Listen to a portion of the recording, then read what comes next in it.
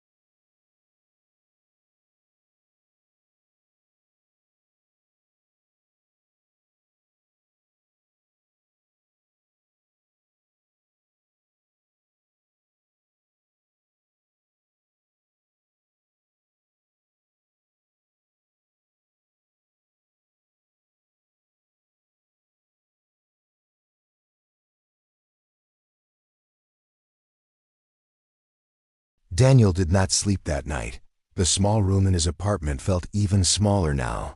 The walls were cracked, the lights were dim, and the city noise outside never stopped. But tonight, something else filled the space. Something strange and quiet. The girl sat in the corner, wrapped in an old blanket Daniel had given her. She watched everything carefully, like she was learning, like every small detail mattered. Daniel walked back and forth, running his hands through his hair, trying to understand what was happening. A few hours ago, he thought his biggest problem was money. Now there was an unknown child in his home who talked about systems falling and countries breaking. "Who are you?" he finally asked, stopping in front of her. The girl looked up at him, her glowing blue eyes calm but distant. She did not answer the question directly. Instead, she picked up a piece of paper from the table and a pen. Her small hand moved slowly at first, then faster, drawing lines, shapes, numbers. Daniel leaned closer. It looked like a graph, a line going up and down, then suddenly falling straight down. "What is this?" Daniel asked, his voice low. The girl tapped the paper gently. "System," she said. Then she pointed to the top of the graph. "Now." Her finger slowly moved to the bottom, where the line had crashed.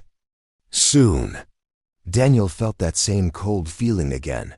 "This doesn't make sense," he said, shaking his head, trying to stay logical. "You're just a kid. How do you even know this?" The girl stayed quiet, her eyes fixed on him. Then she said softly, "Not. Just child." Before Daniel could ask more, his phone buzzed loudly on the table, breaking the silence. He picked it up quickly. It was his friend Marcus. Daniel answered, trying to sound normal. "Hey, did you see the news?" Marcus said quickly, his voice a little tense.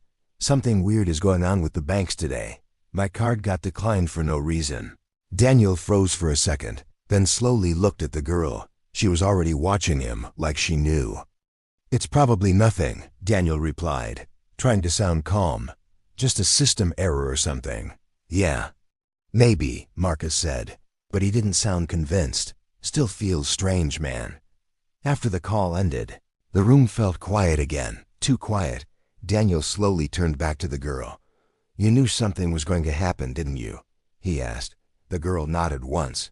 "Small change," she said. "Small?" Daniel repeated, his voice rising a little. "This doesn't feel small." The girl looked down at the paper again, then drew another line, this one even steeper. "Big. Coming," she whispered. Daniel sat down heavily on the chair, his mind racing. This couldn't be real, it just couldn't. But at the same time, things were already starting to happen. The TV in the corner turned on again, showing another news update. "Some customers are reporting temporary banking issues," the reporter said, smiling nervously. "Officials assure the public that everything is under control." Daniel let out a short laugh, but there was no humor in it. "Under control," he muttered. The girl looked at the screen, then slowly shook her head. "No control," she said. Daniel stared at her. For a moment, he didn't see a scared little girl anymore. He saw something else, something that understood things far beyond him. "Why are you here?" he asked quietly. "Why me?" The girl was silent for a long time. Then she looked directly into his eyes. "You." "Listen," she said simply. Daniel didn't know what to say to that. Outside, the sound of distant sirens echoed through the city. More than usual, the girl suddenly tensed, her body becoming still. "What is it?" Daniel asked quickly. She tilted her head slightly, like she was hearing something far away, something he could not hear. "Time. Moving faster," she said, her voice barely above a whisper. Daniel felt a chill run down his spine again. "What does that mean?" The girl looked back at the paper, at the falling line. Then she said something that made Daniel's chest tighten. "Next." Not small. The lights in the apartment flickered once, then again. For a second, everything went dark. When the lights came back, the girl was still there, staring at him, waiting, like she already knew what was coming next. And this time, Daniel was no longer sure he wanted to know.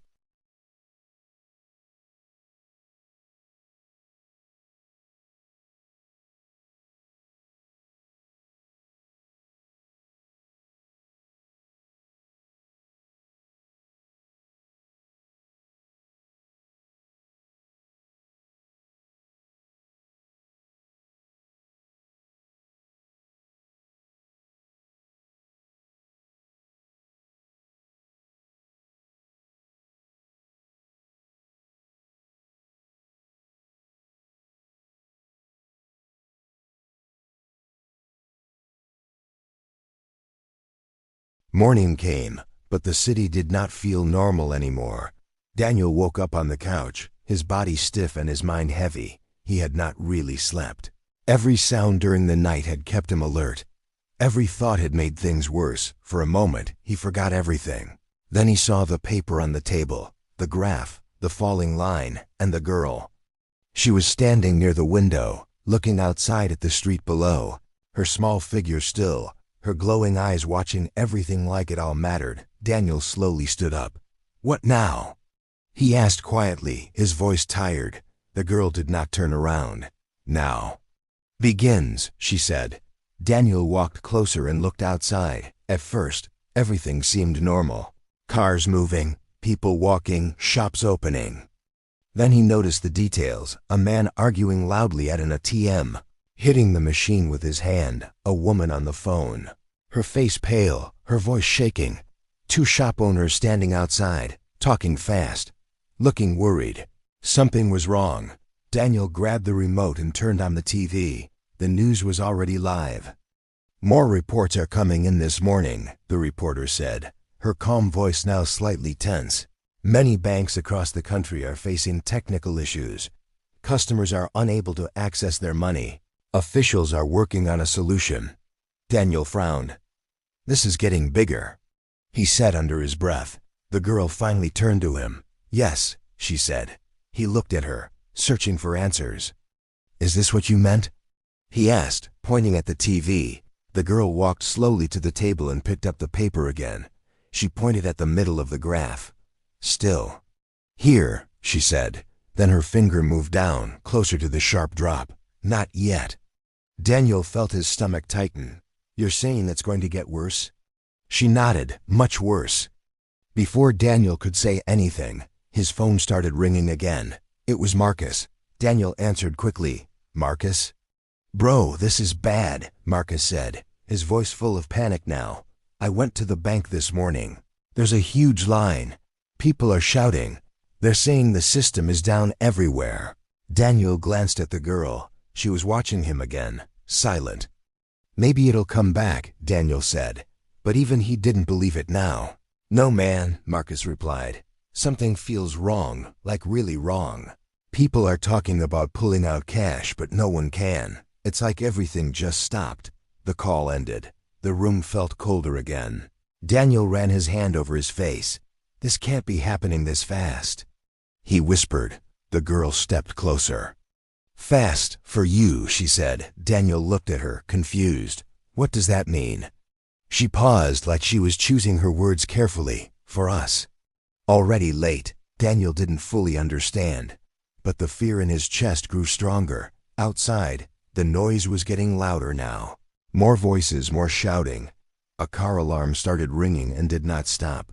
Daniel walked to the window again. The line at the ATM had doubled. People were pushing each other now. Someone yelled. Another person slammed their fist against the machine. This was no longer normal. This was panic starting. Daniel stepped back slowly. "This is just the beginning, right?" he asked, almost afraid of the answer. The girl nodded once more. "Beginning," she said. Then she walked to the table and began drawing again. This time, the lines were more complex, more sharp, more dangerous looking. Daniel watched her closely. "What are you doing?" "Showing," she replied. She turned the paper toward him. It was not just one line now. There were many, all falling, some slower, some faster, but all going down. "What is this?" Daniel asked, his voice barely steady. "Everything," she said. The TV volume suddenly increased on its own. "Breaking news," the reporter said loudly. "The government has announced temporary restrictions on large withdrawals as a safety measure. Citizens are advised to remain calm." Daniel laughed again, but this time it sounded empty. "Remain calm." He repeated. Outside, someone screamed. The girl looked at him, her expression serious. "People will not stay calm," she said. Daniel knew she was right. He could feel it now. The city was changing, fast. He looked at her one more time. "Tell me the truth," he said, his voice low but firm. "How bad is this going to get?" The girl was silent for a few seconds. Then she slowly pointed to the very bottom of the graph. The part where the line hit zero, her glowing eyes locked onto his. And she said quietly, "No system. No order. No safety." The lights flickered again, longer this time, and somewhere far away, something exploded. Daniel didn't flinch, because now he was starting to believe her.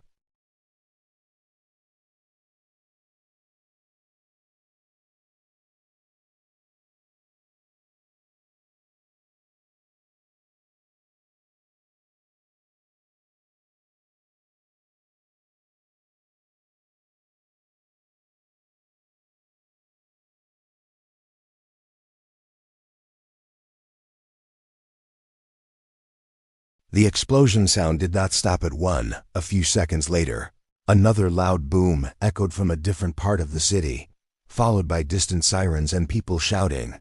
Daniel stood frozen near the window, his heart pounding. "This is getting out of control," he whispered. The girl did not react to the noise the same way. She remained calm, almost like she had seen this before.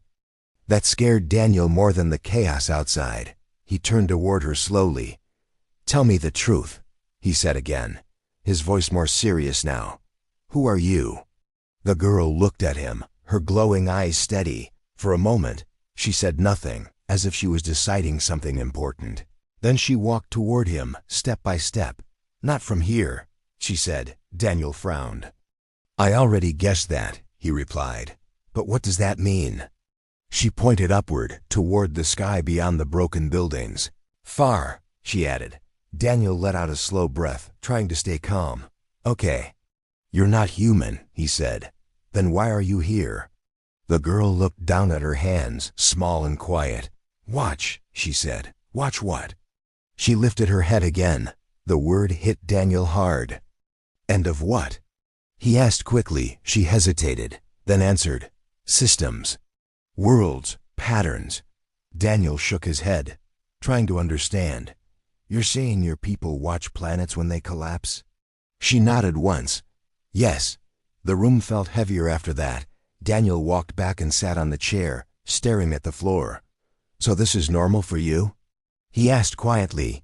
"You just watch civilizations fall?" The girl did not answer right away. "Learn?" she said after a moment. Daniel looked up at her. "Learn?" She nodded. "What works? What fails?" Daniel felt a mix of anger and confusion. "So do you. This is just some kind of experiment." The girl's expression changed slightly, not anger, but something like sadness. "No," she said softly. Daniel stayed silent. Waiting, she stepped closer. "Not all." "Survive," she added. Daniel leaned forward, his eyes narrowing. "What do you mean?" The girl looked directly into his eyes. "Some." "Saved," she said. The words made Daniel's chest tighten. "Saved? By who?" She did not answer that question clearly. Instead, she turned and picked up the paper again, the one filled with falling lines. She pointed at one small section near the bottom, a tiny line that did not fall completely. "This," she said. Daniel stood up and walked closer. "What is that?" "Chance," she replied. Daniel stared at the small line. "You're saying some people can survive this?" She nodded. "Few." Outside, the noise grew louder, more chaotic. People were no longer just arguing, they were fighting now. Daniel looked back at her. "And you came here to help?" The girl paused again. "Not planned," she said. "What does that mean?" "Lost," she answered simply. Daniel blinked. "You got left behind?"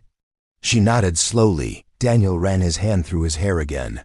"This is insane," he muttered. Then something hit him. "You said your people watch this kind of thing. So they already know what's happening here." The girl looked at him. "Yes." Daniel felt a cold wave move through him. "And they're not doing anything?" She stayed silent. That silence was the answer. Daniel turned away, anger building inside him. "So they just let it happen," he said. The girl spoke quietly behind him. "Cannot stop." Daniel turned back quickly. "Why not?" She took a moment before answering. "Too late." The words felt heavy, final. Daniel walked toward the window again, looking at the city. Smoke was rising in the distance now. Cars were stopped in the streets. People running in different directions. This was no longer just an economic problem. This was the start of something much bigger. Your leaders. The girl said softly. Daniel turned his head slightly, listening. They know, she continued. Daniel's eyes widened a little. What? They see signs. Before, she said. Then why didn't they stop it? Daniel asked, frustration clear in his voice. The girl looked at him. Try, she said. Daniel waited. Then she added, fail. The word echoed in the quiet room. Daniel looked down at the ground, his thoughts racing, everything he believed in. Systems, control, order, it was all starting to break apart. And this small alien child had known it all along. He looked back at her one more time. So what happens now? He asked. The girl walked closer again, her glowing eyes calm but serious. Now. Collapse continues, she said. Then she looked toward the door, like she was sensing something. Something coming closer. Her voice dropped to a whisper. And others will come. The room went silent after her words. Daniel felt it before he understood it. A strange pressure in the air, like something unseen was getting closer. Others? Who? He asked quickly, his voice low but tense. The girl did not answer right away. She was staring at the door now, her small body completely still. Not safe, she whispered. Daniel's heart started beating faster. Are they like you? He asked. She shook her head slowly. No. That one word was enough to send a chill down his spine. Outside, the noise of the city kept growing. People shouting, glass breaking, distant sirens mixing with panic. But inside the apartment, everything felt focused on one thing. The door. Daniel moved quietly and locked it, then pushed a chair against it, his hands slightly shaking. This place isn't safe anymore, is it? He said. The girl looked at him. Never was, she replied softly. Daniel let out a breath, trying to think clearly. Okay. We need a plan, he said, pacing around the room. We can't just stay here and wait. The girl walked to the window again, watching the streets below. Too late. For plan like before, she said. Daniel stopped. What does that mean? She pointed outside. Daniel followed her gaze. The street was no longer just busy. It was chaotic. A small crowd had formed near a store. People pushing, some trying to break in. A car sped past, almost hitting someone. No police in sight, no control. Daniel swallowed. This is spreading faster than I thought, he said. The girl nodded. System breaking. Makes people change, she said. Daniel looked at her. Change how? She paused, then answered. Fear. Hunger. Anger. As if her words were a signal, a loud crash came from downstairs, followed by shouting. Daniel stepped back from the window. We can't stay here, he said firmly. The girl turned to him. Yes, she said. Then where do we go? She looked toward the far side of the city, beyond the buildings. Away, she said. Daniel almost laughed, but stopped himself. That's not very helpful, he replied. Before the girl could answer, a sudden knock hit the door. Hard. Both of them froze. Another knock came, louder this time. Hey, open up. A man's voice shouted from outside. Daniel's chest tightened. He slowly stepped back, motioning the girl to stay quiet. The knock turned into banging. We know someone's in there. The voice shouted again, now more aggressive. The girl moved closer to Daniel, her eyes glowing slightly brighter. Found, she whispered. Daniel looked at her. Who is it? He asked under his breath. She shook her head. Not sure. But dangerous. The banging on the door grew louder. Open it now. Daniel's mind raced. If he opened the door, they could be robbed. Or worse. If he didn't, the door might break anyway. The girl gently pulled his sleeve. We go. Now, she said. Daniel nodded quickly. Back window, he whispered. They moved fast but quietly. Daniel grabbed a small bag, throwing in a few things, water, some food, his phone. The banging behind them turned into a loud crack. The door was starting to give. Hurry, the girl said. They reached the back window. Daniel pushed it open, cold air rushing in. He looked down. It was not a safe drop. But there was no time. You first, he said. Helping the girl climb out carefully, she moved lightly, almost like she weighed nothing. Landing without a sound, Daniel followed. Jumping down harder, his feet hitting the ground with a dull thud. The city behind them was no longer the same city they knew. Daniel and the girl moved through empty streets, broken sidewalks, and silent buildings, every step taking them farther away from what little safety they once had. The sky was turning gray, not from clouds, but from smoke rising in different parts of the city. Daniel looked back once, then quickly forward again. "We shouldn't stop," he said, his voice low but firm. The girl nodded, walking beside him without slowing down. "Not yet," she replied. They reached an old highway that led out of the city. Cars were abandoned everywhere, some crashed, some left in a hurry, doors open, belongings still inside. It looked like people had tried to escape, but not everyone made it.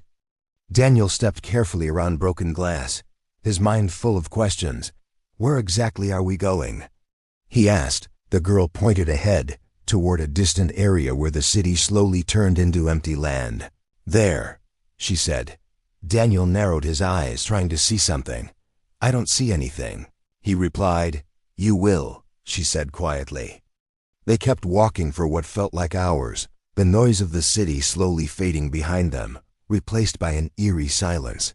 No people, no cars moving, no voices, just wind. Finally, they reached a wide-open area, dry land with scattered ruins of old buildings. Long forgotten, Daniel stopped, looking around confused.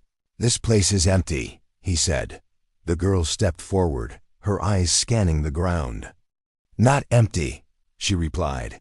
She walked to a specific spot, then slowly knelt down, placing her hand on the ground. For a few seconds, nothing happened. Then a soft blue light appeared under her hand. Daniel stepped back in shock. "What is that?" he asked. The light grew stronger, forming thin lines across the ground, like hidden patterns waking up. "Signal. Device," she said. The ground shifted slightly, and a small object rose up. Smooth, metallic, glowing faintly. It was not from Earth. Daniel stared at it, unable to look away. "You had this here?" he asked. She shook her head. "Placed long ago." Daniel looked at her again. "By your people?" She nodded. "This calls them?" he asked. She hesitated. "Yes." "Or helps survive." Daniel felt his chest tighten. "So this is it?" he said. "This is how you leave?" The girl looked at the device, then at him. "Not just me," she said. Daniel frowned. "What do you mean?" She stepped closer to him. "You can come," she said softly. The words hung in the air, heavy and unexpected. Daniel looked at her, surprised. "Leave?" he repeated. She nodded. "Yes." Daniel turned away, looking back toward the distant city, barely visible through the gray sky. Everything he knew was there. His past, his life, even if it was hard, and now it was falling apart. "You're asking me to just walk away?" he said quietly. The girl did not respond immediately. "Stay. You suffer," she said after a moment. Daniel let out a slow breath. "And if I go?" She looked at the device again. Unknown. "But chance." Daniel laughed softly, but there was no humor in it. "Chance again," he said, remembering the small line on her drawing. The girl stepped even closer, her expression more human than ever before. "You helped me," she said. Daniel looked at her. "You listened," she added. Her glowing eyes softened slightly. "Others would not." Daniel felt something shift inside him. This was no longer just about survival. This was about a choice, a real one. Suddenly, a distant sound broke the silence. Engines. Daniel turned quickly, looking toward the direction of the city. Several vehicles were moving fast across the land, heading straight toward them. His heart dropped. "They found us," he said. The girl looked in the same direction. "Yes," she said calmly. Daniel stepped back, his mind racing again. "How much time do we have?" "Little," she replied. The vehicles were getting closer, dust rising behind them. Whoever was coming. They were not friendly. Daniel looked at the device, then at the girl, then back at the approaching danger. Everything was happening too fast. "If we use that, Does it work instantly? He asked. The girl shook her head. No. Takes time. Daniel clenched his fists. Of course it does, he muttered. The engines grew louder. The choice was right in front of him now. Stay and face whatever was coming, or trust her and step into something completely unknown. The girl reached out and gently held his hand. Her voice was soft but urgent. Please. Decide. Daniel looked at her one last time. At the small alien child who had trusted him when no one else would. Then he looked at the device, glowing quietly between them, and the sound of danger rushing closer. He knew he could not wait any longer, because whatever came next would change everything. The sound of engines grew louder, shaking the dry ground beneath them. Dust rose in the distance as the vehicles closed in fast, cutting through the empty land like a warning that time was running out. Daniel stood still for a moment, his breathing heavy, his mind fighting between fear and trust. The girl's small hand was still holding his. Cold but steady. Now, she said softly. Daniel looked at her, then at the glowing alien device on the ground. This was the final moment. There was no more thinking left, only choice behind them. The first vehicle appeared over the ridge. Black, fast, and full of unknown people. Daniel stepped back slightly, his jaw tight. Are you sure this works? He asked. The girl nodded once. Yes. But only if activated, she said. And how do we activate it? She looked at him directly. Together. The engines were closer now. The dust was almost on them. Daniel swallowed hard, then slowly knelt beside her. Tell me what to do, he said. The girl placed her small hands over the glowing device. Daniel placed his hand next to hers, feeling a strange warmth from the object. A soft hum started rising from the ground, like something waking up after a long sleep. The device lit up brighter, forming a circle of blue light around them. What's happening? Daniel asked. The girl closed her eyes. Signal is opening, she said, suddenly. The air around them changed. It felt heavier, like space itself was bending slightly. The vehicles were now very close, stopping at the edge of the clearing. Men and women stepped out, armed, shouting commands. Stop, one of them yelled. Step away from the object. Daniel's heart pounded. They're not here to help us, he whispered. The girl didn't react to them. She only focused on the device. The blue light expanded slowly, forming patterns in the air above them, like a giant invisible structure building itself. One of the armed figures raised a weapon. Last warning, he shouted. Daniel instinctively moved slightly in front of the girl, but she gently pulled him back. Not needed, she said calmly. What do you mean? Daniel asked. She opened her eyes, now glowing brighter than before. Too late for them. Suddenly, the ground trembled. A deep sound echoed across the sky, not from Earth. The armed group froze. Looking up in confusion and fear, above them, the air began to distort. A massive shape slowly formed, like something entering reality from another layer of space. Daniel's eyes widened. Is that? He started. Yes, the girl said quietly. A giant structure appeared above them, silent, glowing, far beyond human technology. A ship, but not like anything Daniel had ever imagined. Smooth, endless, and alive with light. The armed people started shouting in panic now, stepping back, unsure whether to attack or run. But no one moved fast enough. A soft beam of light came down from the ship, landing directly on the glowing device. The ground beneath Daniel and the girl lifted slightly. Like gravity was no longer holding them properly. Daniel grabbed the girl's hand tighter. I think it's working, he said, voice shaking. The girl nodded. Yes. Connection complete. The beam expanded around them, forming a protective sphere of light. The outside world started fading, like it was being pulled away from them. The armed figures shouted again, but their voices became distant, unclear. One of them reached forward as if trying to stop it, but the light pushed everything back gently. Daniel looked one last time at the world he knew, the broken land, the chaos, the fear, then at the girl. This is really it, isn't it? He asked softly. She looked at him, for the first time showing something close to emotion. Yes, she said. The light around them grew stronger. The ground disappeared beneath their feet, and for a moment, there was nothing but silence. No city, no noise, no collapse, just space. Then, as everything shifted, Daniel felt weightless, like falling without fear. The last thing he saw was the earth below, distant and broken, slowly fading away. The girl's voice came softly beside him. You listened. When no one else did, Daniel closed his eyes, and as the light took them completely, he realized something simple. Sometimes, saving a world is not about stopping its fall. Sometimes, it is about choosing who gets to rise from it.